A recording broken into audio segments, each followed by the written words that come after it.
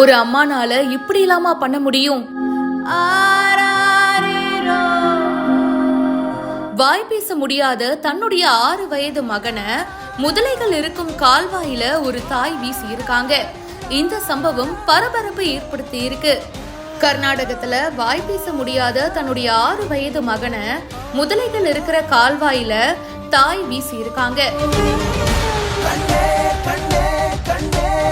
கர்நாடகால தண்டேலிக்கு பக்கத்துல இருக்கிற ஒரு கிராமத்துல ரவிக்குமார் ஷெல்லே மற்றும் சாவித்ரி அப்படின்ற தம்பதி இருக்காங்க. இவங்களுக்கு பேச்சு திறனற்ற வினோத் அப்படின்ற 6 வயது மகன் இருக்காரு. சனிக்கிழமை இரவு சிறப்பு திறன் கொண்ட அந்த குழந்தையுடைய நிலை பத்தி பெற்றோர்களிடையே கடும் வாக்குவாதம் ஏற்பட்டிருக்கு.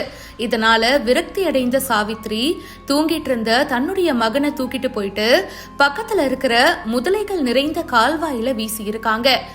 ஆனா வீடு திரும்பியதும் பாத்தீங்கன்னா அவங்களுடைய மனசு கேட்கல. தன்னுடைய மகனை தண்ணீர்ல வீசிட்டேன், தயவு செஞ்சு காப்பாத்துங்க அப்படின்னு கதறி எழுதிருக்காங்க. சரி ஓகே அப்படின்னு சொல்லிட்டு அக்கம் பக்கத்தினரும் ஹெல்ப் பண்ணிருக்காங்க. சில பேர் கிராமிய காவல் நிலையத்துக்கும் தகவல் கொடுத்திருக்காங்க. தீயணைப்பு துறையினர், அவசர சிகிச்சை பிரிவை சேர்ந்த காவல்துறை அதிகாரிகள், மீட்பு குழுவினர், டைவர்ஸ் எல்லாரும் சேர்ந்து சம்பவ இடத்துக்கு சிறுவனை தேடும் பணியில ஈடுபட்டாங்க. ஆனா எல்லாரும் தேடியும் கண்டுபிடிக்க முடியலங்க.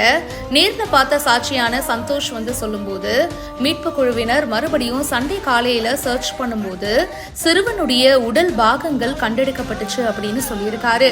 மகன் வினோத்தால என்ன யூஸ், எப்ப பார்த்தாலும் சாப்பிட்டுக்கிட்டே இருக்கான், அவனை வேற எங்கேயாச்சும் தூக்கி ஏறி அவன் சாகட்டும் அப்படின்னு அவங்களுடைய கணவர் அடிக்கடி சொல்லுவார் அப்படின்னு போலீசாரிடம் சாவித்ரி தெரிவிச்சிருக்காங்க. இதனால இந்த சம்பவம் தொடர்பா தம்பதி மீது கொலை வழக்கு பதிவும் செய்யப்பட்டிருக்கு. இது அந்த பகுதியில பெரும் பரபரப்பையும் ஏற்படுத்தி இருக்கு. இத பத்தி உங்களுடைய கருத்துக்களை ஷேர் பண்ணுங்க.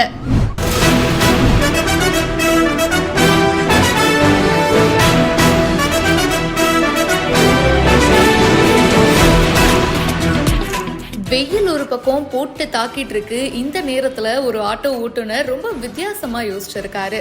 தமிழ்நாட்டுல வரலாறு காணாத வகையில இந்த வருஷம் வெயிலுடைய தாக்கம் ரொம்ப ஜாஸ்தியா இருக்கு. அப்படி இருக்கும்போது இன்னொரு பக்கம் மே மாசம் அக்னி நட்சத்திரம், கத்திரி வெயில், இது எல்லாமே ஸ்டார்ட் ஆயிடுச்சுங்க. தென்காசி மாவட்டத்துல 102 டிகிரி வெப்பத்துடைய தாக்கம் இருந்துட்டு வருது.